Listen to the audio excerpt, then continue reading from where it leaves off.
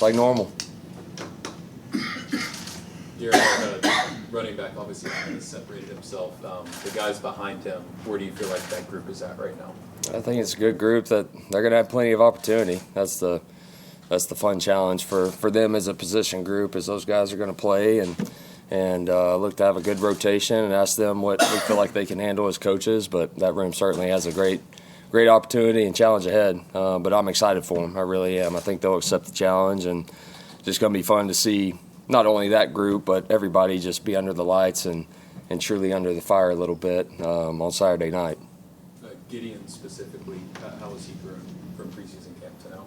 It's what you would expect. I mean, the guy's been here for several months now, and so just the accumulation of mentally probably what we're asking him to do, right? Just that transition from high school to college football and specifically what that position requires and everything it entails. You know, he's just gotten better and better and better. So, you know, I've said this all along. He's a kid that just really doesn't get phased. You know, not that he's perfect by any stretch of the imagination, but he's the type of person that can handle, you know, moments and what you ask him to do. So got a lot of confidence in him. In what ways is David different from last year?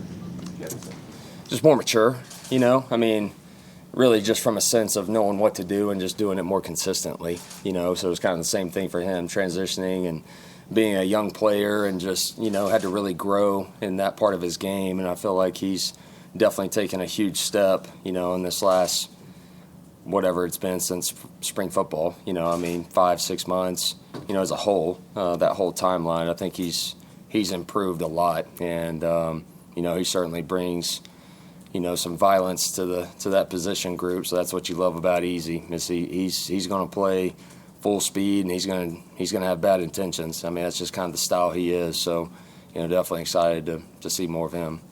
Pretty unique situation with Adam at running back. You know, a guy who's just a natural receiver. How much of a, I guess, luxury? How much fun is that for you, knowing that now you've got all these options in the passing game with your starting running back? It makes you versatile, right? I mean, he brings versatility, and you know, it could be somebody that you look for mismatches and things of that nature that he's just hopefully going to present. But you know, it's nice to have a guy like that back there that understands space and has awareness and just some of the things that, you know, a receiver is going to be a little bit more accustomed to, you know, to that. So yeah, certainly excited about Adam. One thing that Adam mentioned was trying to improve in pass protection at being a running back. I guess how have you kind of seen him improve in that department since he made the transition? It's been a big emphasis. I mean, anytime you make a transition from wide receiver to running back, that's obviously going to be one of the first things you really gotta emphasize and work on. You know, from the mental part of it, and then to the actual execution of a one-on-one block. And so, you know, that's been a big thing, not just for him, but that whole room, right? You know, younger room altogether. That's going to be a big key, you know, for our season and certainly in this first game. What have you seen out of Tristan from spring ball through fall camp? Tristan Smith? Yeah. Same thing. I mean, now he's been here for a while. You know, the offense, what we ask him to do, the fundamental technique that we teach, all the technical parts of the game, like all that's slowing down. It's becoming more and more of muscle memory to him. You know what I mean? I know he made some plays for us, had a fun spring game and all that stuff, but like he had to really grow from spring football with those parts of his game. And so that's certainly been a big emphasis for him and for us as coaches to get him to that point. But I've seen a lot of progress with Tristan. I asked Coach Sweeney the same question. I guess I'll ask you as well. Harold Perkins, number 7 on defense, missed most of last season, but he's a special player, very versatile. Coach said that you have to know where he is at all times, and how they use him is going to be kind of a mystery. Yeah, I mean, game ones are always a little bit of a mystery, right? I mean, they've got new players on defense in some spots, and game ones are a little bit of a mystery altogether anyways. But, yeah, I mean, he's certainly one you're going to identify where he is. And, you know, I got a ton of respect for the way he plays the game. He's violent. He kind of just wreaks havoc all the time. That's kind of what he is. But, you know, he's a very versatile player. You know, but like I said, just got a ton of respect for the way that he plays the game. So, yeah, you're gonna need to know where he is for sure. Short yardage was a big, I guess, thing that y'all needed to have identified as needing improvement. this year. What were some of the more critical shortfalls last year, I guess, as you move toward improving that this year? Yeah, I mean, you're not going to like my answer, but it all boils down to this, to just really the little things like IDs, winning a block, defeating a block. You know, it usually ends up being kind of the bulk of where your issues come up when you watch your cut-ups at the end of the year. When it all boils down to it, for the most part, some of your faults or some of your weaknesses usually ends up being the small things. And so that's just been such a big emphasis for us overall, not just short yardage. You know, for our team and certainly on offense, is we got to be great at the details. And as coach speak as that is, it's the absolute truth. And that has to show up certainly in game ones. It's a mystery, kind of what both teams are a little bit, right? And so it's always going to come back to those fundamental things for us. And so that's the key for us as an offense and certainly as a team. It just is. Sounds like Easy E, Gideon, Keith are all kind of right there behind Adam at running back. How do you go about deciding throughout the course of a game and going into a game how to spread the reps around? I mean, is it just, you know, who has a hot hand, or does it depend on the personnel you're facing? Yeah, I mean, it's depends on what you kind of have in from a game plan. Like, you always want to put those guys in position to do what they do well. Like, that's kind of the first thing. And then from there, you've got to kind of set a rotation on how can you efficiently and what's best for our team, what's best for that that position group, you know, to get people involved, to maximize reps, not ask them to do too much. So it's just a lot of things that go into it, especially with that position group, because, you know, they're asked to do quite a bit. You know, so I think it always kind of starts with really what do you have installed for that game plan is really kind of where it starts, and then it goes from there. But yeah, certainly if somebody has a hot hand, you want to keep them hot. So that's always going to be a factor. You mentioned with game one, there's so many unknowns. Does having someone like Cade, who's been in the system for so long, make it a little bit like less daunting, or does it change that unknown factor? It helps. It helps. In what ways?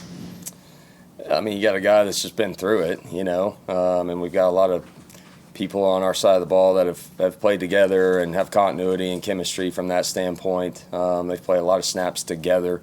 They've been through ups and downs together. You know, and so I just think going through those experiences, I mean, we're all gonna draw from our own experiences, and I think we got a group that can certainly do that, you know, and applying that into a game one like we're about to have. Garrett, on Cade specifically, though, a year ago there were a lot of people that weren't sure he was even the right quarterback to lead Clemson. Fast forward a year, people are talking about him as the potential #1 overall pick. What does the next level for Cade look like this year, you think? I mean, there's certainly a ton of room. I've said this all along. I've said it to his face. I mean, he knows this. There's another level for him, and that's what he's chasing, and that's what we're all chasing. So I just think different parts of his game, whether it's just some routine automatic plays, is really probably the main charge that I've given him. You know, coming away from last season, is he's the type of player that, you know, when routine plays are there, routine things are there, we got to hit those every time. Like, he's that caliber of a player, and so that's been the big charge. But, you know, I mean, this game's going to continue to slow down for him, I think, as this season goes on, and he's heading into his senior year, so expect a lot of big things from him for sure. What's your comfort level with him as far as in the red zone, he sees something to make a change at the line? A lot of confidence. Because of the 3-year relationship now you have with him? Yeah, with him and our offense as a whole. You know, I mean, those guys know me, and they know kind of our system and what we're about, how we want to attack, maybe how we want to check or get out of a bad play or whatever. Like, just not just him, but offensive line and the staff, like everybody just kind of really being in sync. That's such a huge key that not a lot of people really realize. Like, there's continuity from the staff standpoint too. Outside of Cade as a leader, who else on offense is stepping up this season? I think we got a bunch. I really do. I think Antonio Williams has grown into a great leader. Just have a ton of respect for him and the way that he goes about his business. I mean, he's a pro. He's a professional. I think we got several guys up front that lead in their own way. I mean, Tristan Lee, Blake Miller, Ryan Linthicum, you know, started for us and played more snaps than anybody on our team last year, and he's a guy that a lot of people on our team kind of gravitate towards. So Adam Randall certainly is a leader in every sense of the word. So I feel like we got a collection of people that can kind of spread the wealth a little bit. What can you say about Go ahead. What can you say about Tyler Brown battling back from injury and what you're hopeful to see about him this year? Yeah, I just can't wait to see him play. I mean, the guy's been practicing really, really well. Spring football was healthy, was fast, and was a consistent practice player. And then the same thing, following it up here in fall camp. So certainly glad he's back. He's a heck of a player, and one I can't wait to see play the season again and being healthy. All summer, Davos Weeks praised Vizina and his growth, particularly in his playmaking, not just necessarily being made the byproduct of maybe an open throw. Just what have you kind of seen from him as he's grown this spring and the fall? Yeah, I've definitely seen growth with him, and a lot of it was kind of the consistency, was kind of the first check the box, like, hey, this is where we have to grow. Like, this is the first priority for him. It's just becoming more consistent. And then with that, because that improved, then you saw just some more playmaking ability, as he got reps in fall camp and scrimmages and things of that nature where he's put in real situations. I was able to really see some true playmaking ability from him. So that was certainly great to see. So definitely a step in the right direction for CV, no question about it. Simple mind, if Blake Baker's defense, they like to generate that pressure with the front four. They have good corners this year. What have you seen on film? Is it a little hard to prepare because they've got so many new pieces? Or is it not? It's the same group. We just have to prepare for that scheme. I mean, you're going to prepare for their scheme. Now, we know that there's different people and going to be people in different spots than what we're watching on film. But that's always the fun mystery of game ones. And, they're going to do some things a little differently, I'm sure, schematically than they did a year ago. And that's just kind of part of game ones. So, again, it kind of really just comes back to us being prepared, obviously, but us understanding and trusting our process, trusting our rules, and really being great at the little things and the details. It's just going to come back to that for us, really, no matter what they do. Like, that's got to be what we focus on. Adding Hunter Helms as a player coach this year, what went into that decision, and how does that kind of help y'all as a quarterback room? Yeah, I mean, he's been great. Kind of the Paul Tyson role this year, but Hunter's been awesome. I mean, he knows our system, he knows me, he knows what we're about and how we work, and our how we attack and just philosophy stuff. So he's been great, and obviously a great veteran guy to kind of have there as an emergency if you need him. Was there a point with Adam Randall, whether it was during bowl practice or the spring or even August camp, where you went, holy cow, this might actually work. Like, this dude can actually do this?